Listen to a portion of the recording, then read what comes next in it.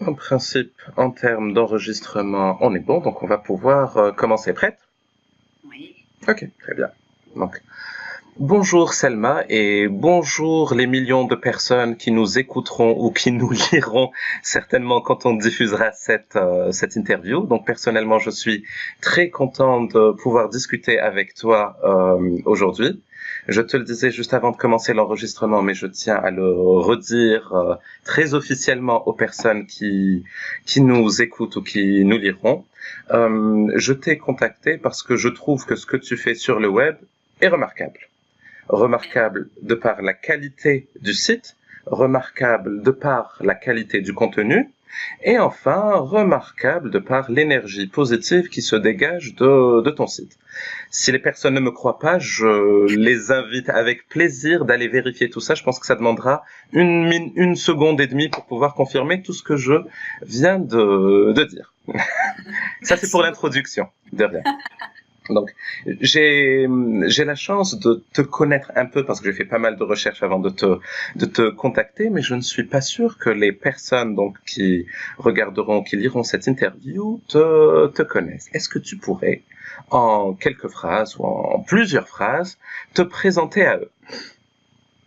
Alors, je m'appelle Selma Paiva et en ligne, on peut me retrouver sur selmapaiva.com. Et je suis l'auteur du livre Internet, c'est une tape pour deux, le marketing autrement. Et mon travail, ce que je fais, c'est lié au content marketing. C'est-à-dire que concrètement, j'accompagne les entrepreneurs qui sont des gens d'activité, qui ont déjà, par exemple, au moins leur audience ou leurs clients, leurs produits, services, prestations. Je les aide au niveau de leur stratégie éditoriale. C'est-à-dire, on aborde ça de manière stratégique pour les aider à affiner leur positionnement, à mieux cibler leurs clients, à fluidifier leurs ventes, logiquement, en utilisant mieux leur contenu. Ok. Alors, je rajouterai les liens pour que certaines personnes puissent voir quelques-uns de tes articles et aussi quelques-unes des vidéos où tu parles un peu donc de tous ces sujets que tu viens de traiter, de la meilleure manière de les mettre en place. Mais je reviendrai sur ces sujets un peu plus tard. Donc ça, c'est ce que tu fais aujourd'hui. Comment est-ce que t'es venu à ça, tout simplement? Par comment dire, des chemins différents qui m'ont amené à ça aujourd'hui. Moi, à la base, à la toute base, ma formation initiale, c'était en interprétation et communication interculturelle. D'accord. Donc, interprétation, tu sais, c'est quand tu traduis en fait à l'oral pour des gens que tu accompagnes dans des rendez-vous commerciaux, des rendez-vous d'affaires, des Oui. négociations, etc. Ils ne parlent pas la même langue et donc toi, tu traduis. Et j'ai appliqué ça au commerce, hein, c'était une spécialité. Et après, j'ai fait du marketing parce que moi, ce que j'aimais en fait dans les langues, c'était justement le côté de, comment dire, de faire passer le bon message en fait aux bonnes personnes. Et puis j'ai toujours adoré la vente, donc je me suis éclatée en marketing, j'ai adoré ça. J'ai fait l'IAE de Paris et quand j'ai commencé à travailler dans le marketing, là par contre, ça a été un peu pour moi la grande déception. Mais après, je pense que c'est moi qui avais mal choisi aussi parce que je pensais que, en gros, surtout que c'était le début de la crise, tu vois, économique, début des années 2000, je pensais que, en gros, justement, tu montres pas vraiment qui tu es, tu vas pas vraiment dans les domaines vers les, tu vois, qui boostent vraiment, tu vas vers les offres qu'il y a, quoi. Donc, je me suis retrouvée à travailler dans la téléphonie mobile, dans la bureautique aussi pour bureau, et ça me correspondait pas du tout. Tu vois, les produits et services, en fait, m'intéressaient pas, l'éthique commerciale ne m'intéressait pas non plus. Enfin, bref. Et du coup, après cette expérience-là, moi, je suis partie dans l'enseignement, parce que je m'étais dit que j'allais être enseignante quelques années. Bon, bref, c'est des raisons perso, ma grand-mère était enseignante et tout ça. Et j'ai beaucoup aimé, pour moi, ça s'est très bien passé. Je suis restée plusieurs années. Et puis, au bout d'un moment, j'ai eu envie de partir, tu vois, pour passer à autre chose. Et là, ce que j'ai vraiment appris, tu vois, en tant qu'enseignante, c'est le marketing appliqué. Parce que s'il y a bien un endroit où tu dois vendre tes idées, sinon il ne se passe rien, c'est en classe. C'est là aussi que j'ai appris le copywriting est vraiment. Enfin, même si j'avais déjà, si tu veux travailler le marketing dans un autre contexte, mais là, c'est vraiment envers tu vois, les enfants, a priori, c'est pas réceptif. Ils n'ont pas envie Oui, naturellement c'est pas d'apprendre sur naturel. la vision où tu vois. Voilà, donc tu apprends vraiment à les motiver, à leur donner envie. Et qu'est-ce que je veux dire par rapport à ça? Et tu apprends aussi à construire des séquences, à construire des scénarios par rapport à tes idées pour faire progresser le groupe que tu as en face. Et donc après, quand j'ai voulu quitter l'enseignement, la première étape, c'était pour moi, j'avais des amis qui étaient dans la bijouterie, j'avais toujours aimé faire des bijoux aussi, j'ai commencé le travail du métal, tu vois, c'est dans une chose, et je commençais à aider en fait mes amis qui étaient dans la bijouterie au niveau de leur marketing. Parce que pour moi, c'était fluide, si tu veux, mais en fait, il y a beaucoup de personnes qui ont un business, mais le marketing, ça laisse. C'est naturel chez toi, moins chez eux. Voilà. Et c'est le moment où j'ai commencé un blog. Donc, comme je commençais à bloguer par rapport à ça, il y a de plus en plus de personnes qui me demandaient des conseils par rapport à leur marketing. J'étais dans la sphère créative artistique, hein, donc à la base. Et du coup, j'ai fini par lancer des conseils en fait là-dedans, c'est-à-dire des accompagnements. Hein. J'ai vraiment commencé gratuitement d'abord, payant après, tu vois, en one-on-one, j'ai fait des formations, ça a bien marché. Et au bout d'un an et quelques, ça m'a lassé parce qu'en fait, pour moi, c'était trop réduit en fait comme niche. Il y avait aussi beaucoup de blocages en fait par rapport au marketing dans la sphère artistique. Et j'avais envie de travailler avec un autre type de client qui justement arrivait vers moi à ce moment-là, qui me disait j'adore ton blog, même si a priori, moi je suis dans le développement personnel, dans le développement professionnel, est-ce que tu pourrais bosser avec moi parce que j'aimerais vraiment. Et c'est comme ça que j'ai commencé en fait à bifurquer. Et il y a à peu près un an, un peu plus d'un an, on va dire un an en décembre de l'année d'avant. Donc quasiment un an et demi, je me suis vraiment appuyée sur Contrôle Supre, tu vois, sur mon business. J'ai tout recommencé à quasiment zéro, c'est-à-dire que je fais toujours la même chose, je suis toujours en marketing, dans la stratégie éditoriale, etc. Mais voilà, c'est nouveau site, nouveau positionnement, ça a été un gros travail, effectivement, sur les 12 derniers mois. Et voilà. Et voilà. Je t'ai résumé, en gros, la progression. Et écoute, tu sais, c'est super important de discuter de ça parce que ça montre à quel point le parcours peut passer par plusieurs phases totalement différentes avant d'arriver là où tu es aujourd'hui. Et je me mets à la place des personnes donc, qui regarderont cette interview, qui peut-être eux aussi ont des parcours comme ça qui ne sont pas linéaires ou qui pourraient leur permettre d'arriver naturellement vers leurs objectifs. Eh ben, on comprend qu'il y a quand même une logique derrière toute...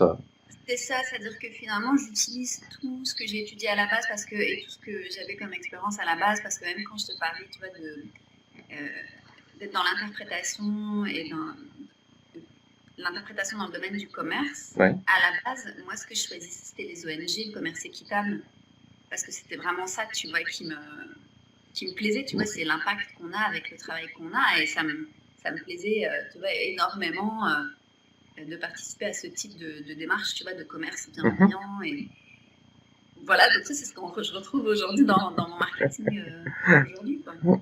Ah, très bien. Alors, l'autre question que j'ai pour toi, je le disais en début que j'avais beaucoup aimé ton site web, mais j'aimerais maintenant que tu m'expliques pourquoi est-ce que j'ai aimé ton site web, ou comment est-ce que tu as pu travailler pour mettre en place un site aussi impactant. Merci. Déjà parce que c'est mon travail.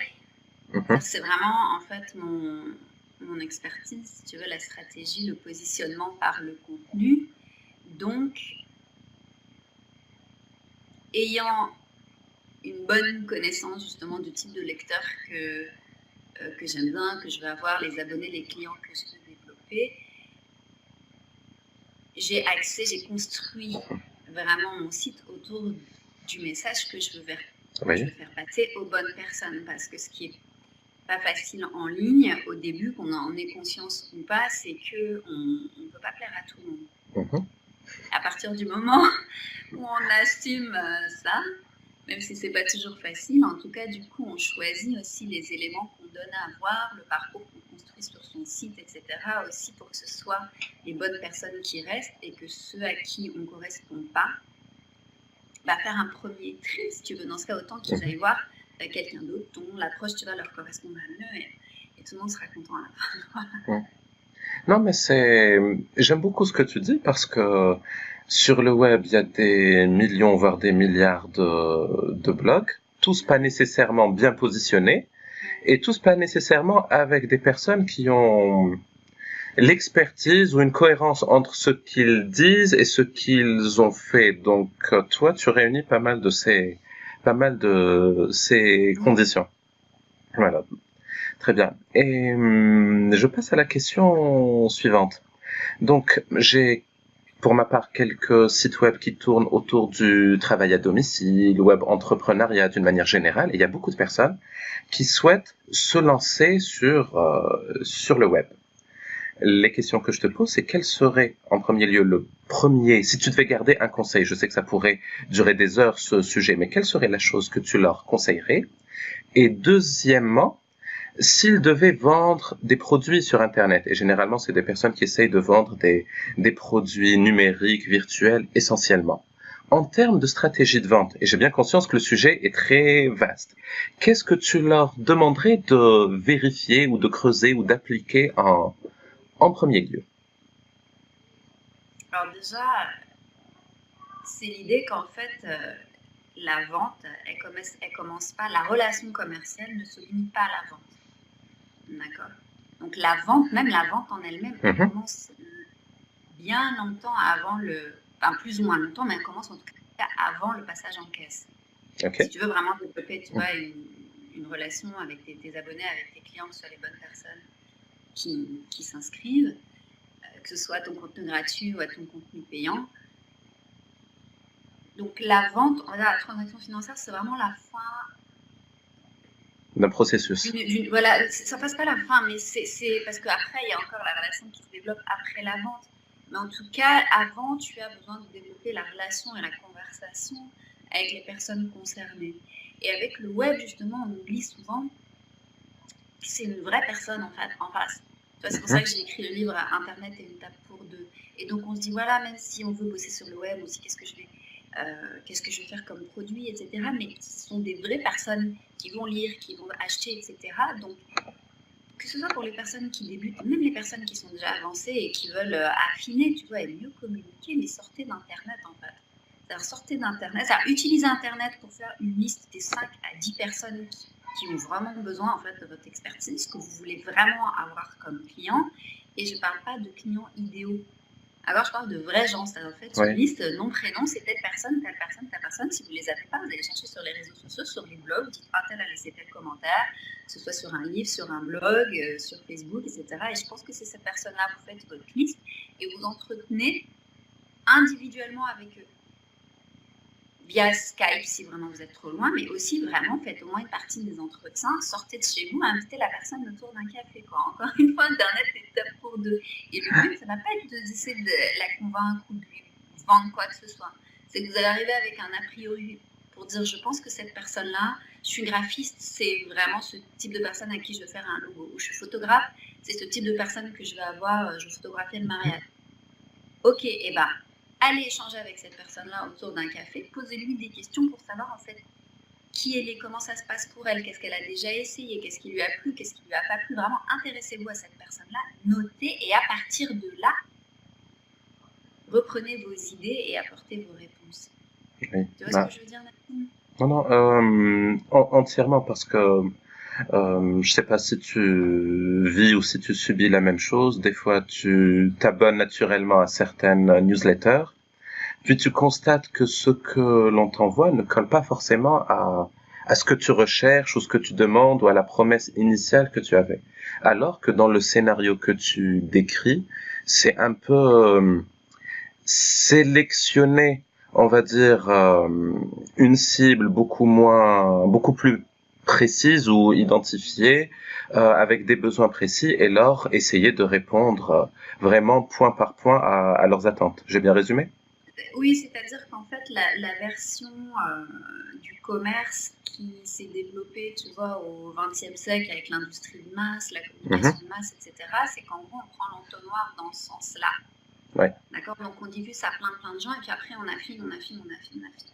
Moi, je dis aujourd'hui, on retourne au commerce à l'ancienne, donc tu fais l'entonnoir dans l'autre sens. Ouais.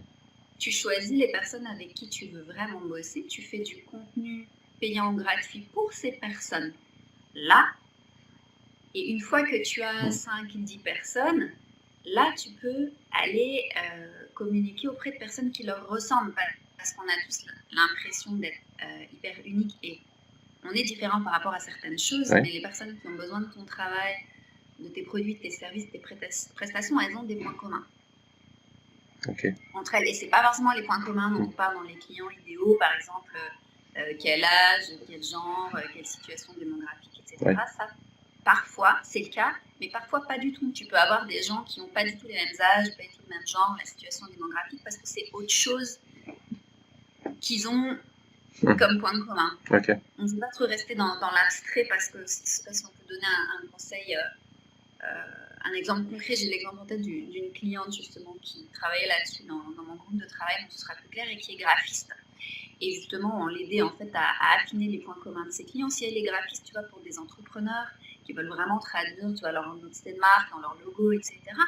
Je lui dis, ok, mais ils en sont où dans leur business en fait? Que ce soit des hommes, des femmes qui habitent à Paris, à Mulhouse, ou je sais pas où, tu vois, ils en sont où dans leur business?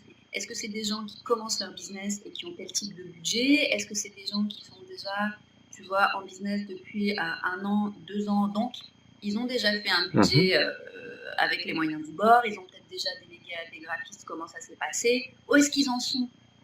À quel stade ils en sont au moment où ils arrivent vers toi? D'accord. Et alors, tu évoquais un peu plus tôt, et j'ai retrouvé ça dans tes articles et dans certaines des vidéos que j'ai trouvées sur YouTube, c'est cette notion de séquence, de scénario que tu avais donc commencé à acquérir ou à préparer du temps de ton expérience dans l'enseignement. Aujourd'hui, côté web ou sur un site web comme le tien, ou ce que tu conseilles peut-être à ceux qui te suivent ou à tes clients, pratiquement, ça ressemble à quoi ces fameuses séquences et scénarios? Disons que, si tu veux, il y a différentes approches du marketing et de la communication. D'accord?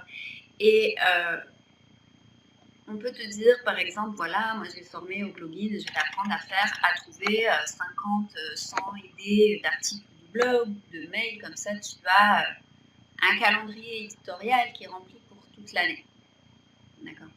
Ou alors, voilà, construis des tunnels de vente et ça va aller en automatique. Alors, moi, je ne fonctionne pas du tout comme ça. Je pense qu'on peut effectivement automatiser, mais je vais te dire, en fait, le problème de toutes ces idées, parce qu'en plus, une fois qu'on commence à chercher des idées, on en a plein. Le problème des idées, c'est que tu ne sais pas si c'est vraiment le type d'idée que ton lecteur ou que ton futur client a besoin de lire en fonction de là où il en est. Parce qu'entre le moment où il arrive chez toi, peut-être qu'il a cliqué un lien par hasard, il a cherché sur Google, quelqu'un lui a parlé de toi. Généralement, en plus, on ne sait même plus comment on arrive sur un site, mais il arrive sur le site et on va faire l'hypothèse que c'est ton futur client préféré. D'accord? Mais entre le moment où il arrive chez toi et le moment où il achète ce que tu fais, et pas juste parce qu'il y a une promo ou qu'il y a une quantité limitée, un bonus qui disparaît, on connaît tous ces facteurs qui sont artificiels et qu'on peut utiliser, mais c'est quand même artificiel comme incitation. Mais entre le moment où il arrive chez toi et le moment où il est prêt à acheter pour les bonnes raisons, dans de bonnes conditions, pas parce qu'il a peur aussi de passer à côté de quelque chose, etc., il a changé. D'accord? D'ailleurs, que ce soit toi ou moi ou chacune des personnes qui visionnent cette vidéo, qui lisent l'article, regardez aussi comment est-ce que vous évoluez par rapport aux produits, aux services, aux prestations que vous achetez. Quand vous êtes vraiment content de l'acheter, je veux dire, c'est pas quelque chose de compulsif, mais quand vous êtes, juste parce que c'est en solde, mais quand vous êtes vraiment content d'acheter une prestation ou votre téléphone ou votre nouvelle voiture, je sais pas, entre le moment où vous avez commencé à chercher et le moment où vous avez choisi ça, vous avez évolué dans votre tête. Oui. D'accord. Donc, entre ces deux points-là, il y a un chemin à paver. Et c'est votre contenu qui va paver ce chemin-là et qui va faire progresser votre abonné par les étapes qu'il a besoin de vivre, en fait, d'expérimenter pour acheter dans de bonnes conditions. Écoute, j'aime beaucoup ce que tu dis parce que souvent, la plupart des blogueurs ou des sites internet, on voit qu'il y a du contenu de plus ou moins bonne qualité, mais il y a pas ce processus d'accompagnement d'un point A vers un point B pour répondre précisément à un besoin ou pour faire évaluer une personne.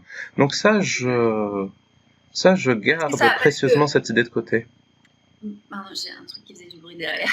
Parce que, comment dire, déjà, un des premiers, ça je développe pas mal sur mon blog, mais un des premiers problèmes qu'on a, tu vois, c'est justement dans l'approche du marketing classique, on te dit vendre, c'est apporter une solution à un problème.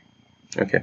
D'accord? Et moi, je suis pas d'accord parce que la plupart de tes clients, même clients préférés, le jour où ils arrivent sur ton site, on disait le point A de ton scénario, ils n'ont pas conscience de ce qui pose réellement problème.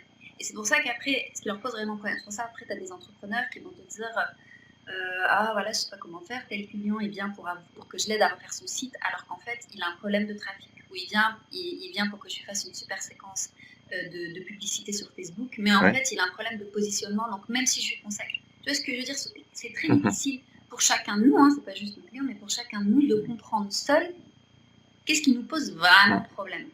Et après, on commence tu vois, à avancer et à y voir plus clair. Et là, on va voir qu'est-ce qui nous pose vraiment problème.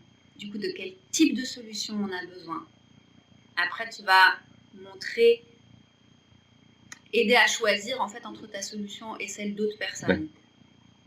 On va comparer. Tu as aussi besoin qu'on comprenne vraiment qui tu es et ce que tu fais, parce que tu peux bloguer très longtemps sans que les gens comprennent vraiment tu fais quoi en fait. Tu vois.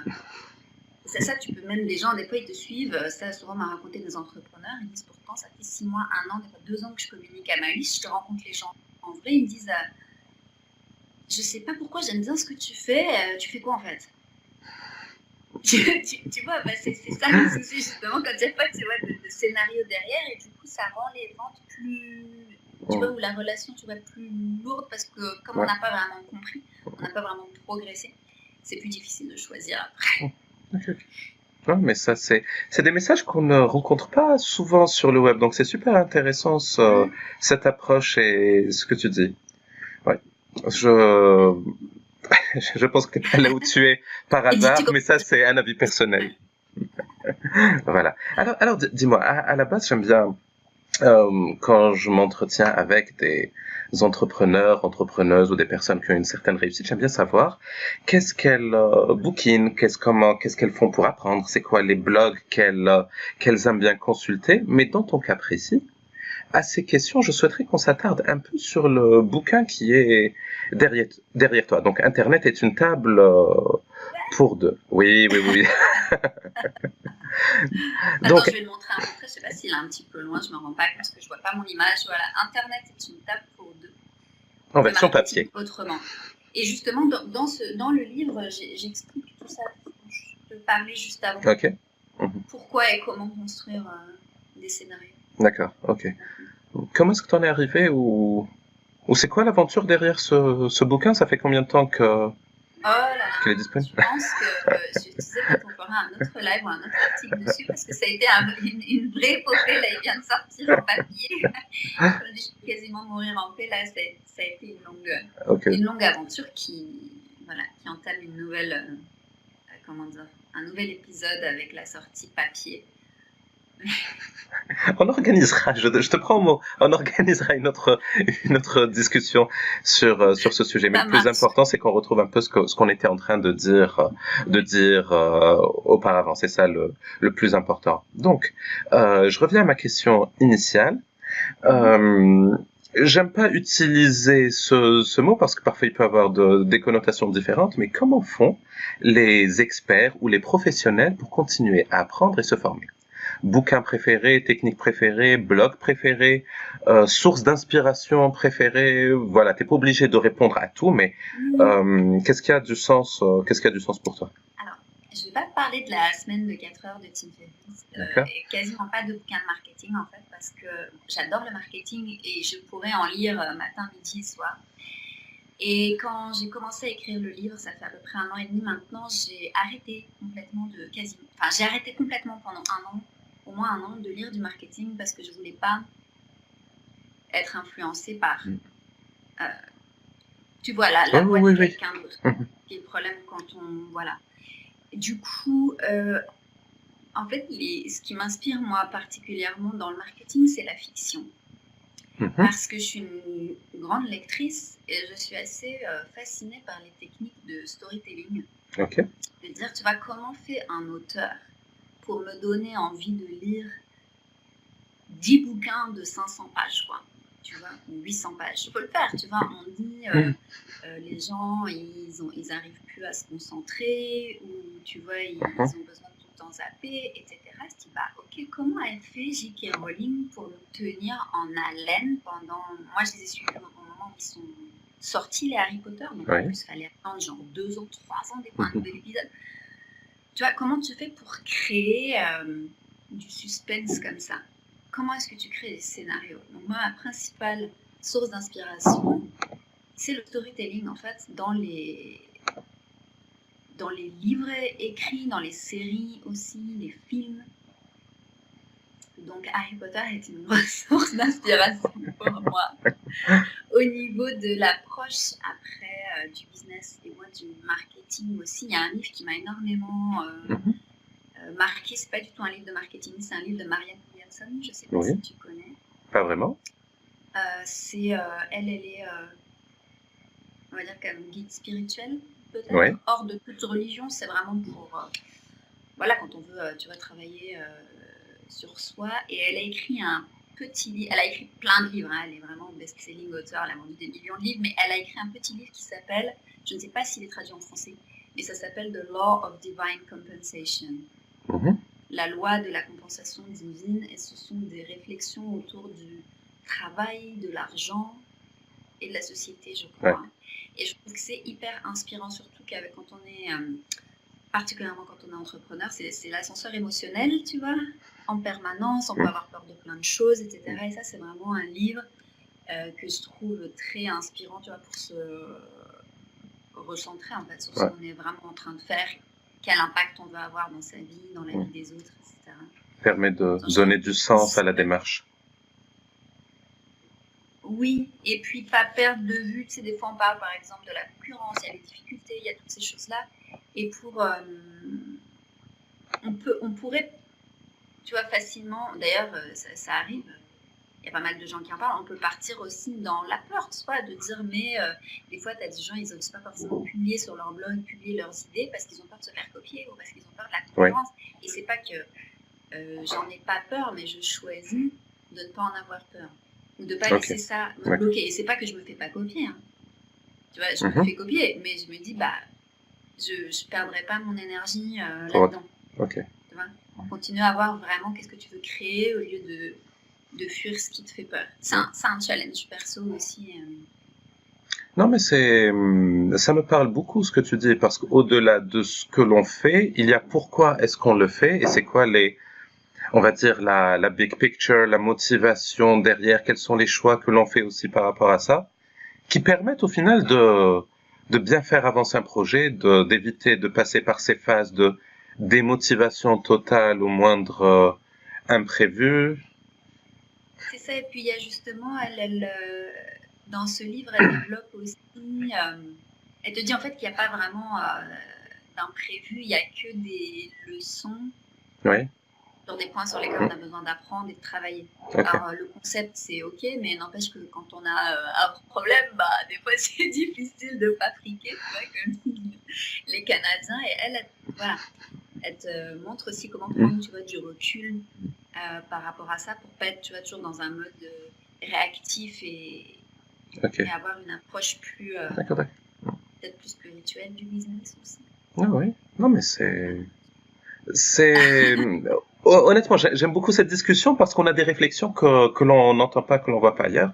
Et tu parlais du marketing un peu plus tôt où tu disais que tu ne voulais pas on va dire, te faire influencer d'une certaine manière en lisant des ouvrages dans le domaine. Mais en fait, le marketing avant tout, c'est de pouvoir se réinventer, s'adapter, faire quelque chose qui a du sens, délivrer de la valeur ajoutée aux clients. Et c'est aucunement rester figé sur une approche, sur une stratégie, sur une méthodologie, quand bien même c'est donné par une autorité du domaine. Oui, puis c'est surtout qu'on a des tempéraments différents. Moi, j'ai vraiment un tempérament d'éponge, d'accord? C'est ce qui est aussi ma force dans le marketing. Et du coup, il faut que je fasse attention à qu'est-ce que j'écoute. Donc, je me concentre vraiment sur les gens que je veux aider via mon contenu payant et gratuit. C'est pour ça que ça leur parle tellement. Et j'essaie de ne pas écouter ce que disent les autres. Même si, bien sûr, je vais regarder, tu vois, de temps en temps. Et il y a aussi des collègues, des concurrents que je trouve super, etc. Tu vois, je me tiens un minimum à la page, mais Ok. un minimum pour pouvoir développer aussi ma manière de dire les choses. Ok. Ok. C'est Donc noté. voilà, j'ai pas de grosse liste de bouquins de marketing. Attends, je me vérifie si j'avais pas noté quand même quelque chose pour toi. Ah oui, il y a un livre de marketing moi, qui m'a beaucoup inspiré, mais c'est vraiment pour les geeks du marketing. D'accord, je le cite dans mon livre. Donc si on a par exemple des entrepreneurs qui nous regardent et qui ne sont pas dans le marketing, ça risque de les... Voilà, c'est quand même un petit peu ardu. Ça s'appelle The Clue Trade Manifesto. Ok. Et c'est un manifeste qui a été publié au tout début d'Internet. C'était une équipe, une vingtaine de visionnaires qui ont tout de suite vu en fait le potentiel d'Internet. C'est-à-dire ça va être génial côté communication, vente, etc. Mais attention, parce que ça risque d'enlever le côté humain dans le commerce. Il l'avait déjà vu. Il l'avait déjà vu. Et il date de 95, 96, Ok. vraiment le tout début. Et au tout début du livre, ils disent quelque chose comme pensez pas à Internet comme à des camions qui roulent à toute allure, plein de produits que vous allez livrer en passant dans des panneaux publicitaires. Ils disent pensez à Internet comme une table pour deux. Et quand j'avais lu ça, c'était il y a un moment maintenant, je savais qu'un jour j'allais écrire un livre là-dessus. Tu vois, j'ai gardé du coup de là et j'explique dans mon livre Internet est une table pour deux. Ça vient de ce livre des années 90. Oui, c'est un changement total d'approche. Et même aujourd'hui, 2018, la majorité sont toujours restés sur les camions. C'est ça. Mais parce que souvent, même si maintenant on voit que là, c'est en train de changer. Ouais. C'est-à-dire qu'on ne peut plus communiquer sur le web, on ne peut plus, communiquer au kilomètre, on ne peut plus importuner pour vendre, etc. Mais ce n'est pas parce qu'on en a conscience qu'on sait comment faire autrement. Ok. C'est ce que j'apprends à faire, justement, à mes clients. Ok. Mais écoute, je passe aux questions suivantes. J'aimerais, si tu peux partager avec nous 2 moments. Un moment de joie extrême que t'ont procuré tes différentes activités d'entrepreneur et l'inverse. Quel est le moment où tu t'es dit ah mais zut, mais j'ai loupé complètement le truc que je voulais faire. C'est une grande catastrophe. Donc voilà, qu'est-ce que tu pourrais partager avec nous? Alors, en fait, moi, vraiment, les moments, les super moments, pour moi, c'est les retours, en fait. C'est-à-dire que ce soit des retours, tu vois, sur mon contenu gratuit, donc les commentaires sur les articles, les abonnés qui répondent à mes mails, les clients aussi, tu vois, qui m'envoient leurs résultats, qui me disent merci, voilà, maintenant, comment je vois les choses, voilà, les ventes que ça génère, tu vois, etc. Ça, c'est toujours, tu vois, un grand moment, parce qu'à la fin, on fait ça. Qu'est-ce qu'on fait parce qu'on veut impacter certaines personnes et donc recevoir, tu vois, cet impact-là, c'est vraiment, je sais que c'est pour ça que je le fais. Les moments difficiles, pour moi, il y a eu vraiment un moment difficile quand j'ai repositionné mon business. Enfin, j'ai tout changé. Je faisais comme le site, la structure, la cible, tout. Et ça a été difficile parce que c'était un moment où mon business avant marchait bien, tu vois. Oui. Donc déjà, voilà, tout effacer, c'est pas forcément évident. Et j'ai aussi choisi, en fait, moi, de tout effacer à l'époque parce que justement, j'avais une communauté qui était qui aimait beaucoup ce que je faisais et qui voulait pas vraiment que je change. Tu sais, quand tu as des envies de changement, les gens, ils n'ont pas forcément envie que tu changes. Ça leur va très bien, tu vois ce que tu fais. Donc, voilà, ça, c'était un moment un petit peu... difficile. Et là, justement, là, comme ça fait 1 an et quelques, là, ça y est, tu vois, c'est derrière moi, mais c'est plus... Tu sais, quand tu es t'as traversé du désert, là, continuer à regarder devant pour tout reconstruire, mais en sachant où tu vas, en fait. Ok. Très bien. Mais écoute, j'arrive à la dernière question que j'ai pour toi aujourd'hui, et Dieu sait que je pourrais rester longtemps à discuter avec toi parce que je suis curieux. Et il y a beaucoup de choses très intéressantes que... voilà, ton blog est fait pour ça, pour ceux qui voudront creuser plus les sujets qu'on aborde, ils pourront aller jeter un coup d'œil. Mais peut-être comme mot de la fin pour cette discussion, je répète, en face de toi ou de moi là maintenant, il y a une majorité de personnes qui souhaitent faire plus, qui souhaitent lancer de nouveaux projets sur le web. Donc au-delà de la technique, au-delà de la stratégie, qu'est-ce que tu pourrais dire à ces personnes qui ont peut-être un peu de difficulté à franchir le pas? Je dirais vrai, vraiment, Internet est une table pour deux.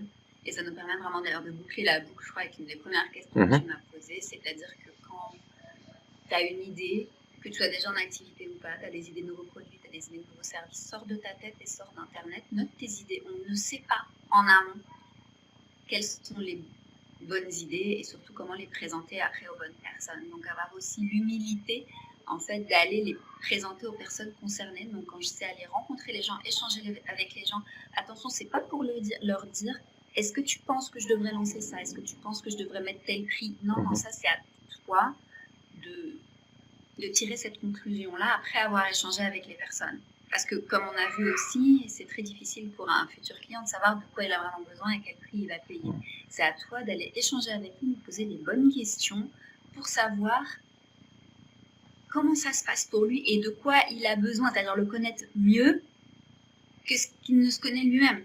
Il pense avoir certains besoins, mais ton objectif, c'est de le connaître suffisamment bien, de te passionner pour lui, pour savoir quels sont ses réels besoins et ensuite choisir du coup le produit à développer, sachant que le service ou la prestation, sachant que lui ne sait pas forcément que c'est ça dont il a besoin. Oui. D'accord. Et c'est ton contenu ensuite qui va l'amener en fait à progresser, à prendre conscience que tu pensais que tu avais besoin par exemple de plus de trafic, et pas forcément. Voilà ce que je peux faire pour toi, voilà comment je peux t'aider à développer ton CA, même si tu n'as pas plus de trafic. Tu pensais que tu avais besoin, je sais pas, de te priver pour prendre du poids et pour perdre du poids, et ben en fait non, voilà ce que je te propose. Mais on peut pas mettre les gens sur la défensive, d'accord. L'idée c'est vraiment de construire un scénario pour amener les gens à voir de quoi ils ont vraiment besoin et qu'est-ce qui leur pose réellement problème. Donc, ça commence par Internet est une table pour deux, ça continue toujours par Internet est une table pour deux, vraiment rester en relation et en échange avec les personnes avec qui vous voulez travailler, avec les personnes avec qui vous travaillez aussi en individuel. Ok, bah écoute, c'est noté, c'est bien noté. Je te disais au début que quand j'étais tombé sur ton site, donc j'avais vu un peu le côté qualité du contenu, j'avais vu un peu ton expertise, ta valeur ajoutée et surtout l'énergie positive que tu dégages. Donc après 40 minutes de discussion avec toi, je peux te dire que mes impressions sont plus que confirmées. Donc en mon nom, au nom des millions de personnes qui vont regarder cette interview, je tenais très, très sincèrement à te remercier pour le temps que tu m'as accordé aujourd'hui. Un très grand merci, Selma. Merci beaucoup, Nassim. Et on coupe